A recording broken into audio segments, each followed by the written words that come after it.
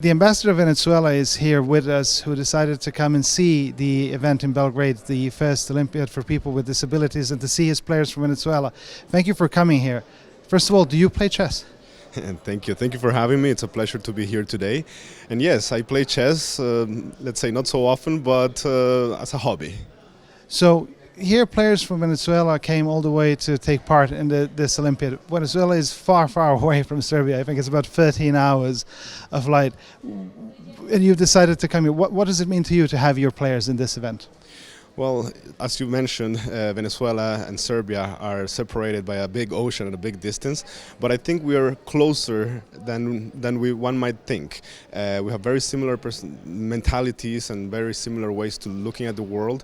We're united in different aspects of our way of being as a society, and I always like to say that although the geographic distance between Venezuela and Serbia, we're really close. We are almost two hearts beating to one beat, let's say. So it's a pleasure always to have any kind of delegation of someone coming from Venezuela to Belgrade or to Serbia, and I like to always make them feel like there's someone here also to support them, to be with them, to show them, to explain to them about the Serbia, the Serbian mentality and the Serbian people. So it's always very exciting and thrilling to have any Venezuelan or anyone from my country coming for any kind of reason to Serbia and be able to show them support here. And obviously this is a bit more personal for you because you play chess and you like chess. So how do you personally feel when you went inside, you saw your players over the board? Are you a bit emotional? How does it feel when you see it?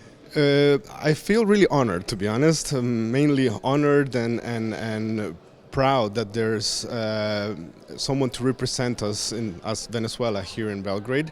On the other hand, I want to show them the support. I think it means a lot to them, and I think that makes me even happier because they are taking that support for themselves with a lot of enthusiasm, and that makes me really happy. So yes, it's a positive emotion. You're a diplomat. You've been here, I understand, for a couple of years already, and you've served in other countries.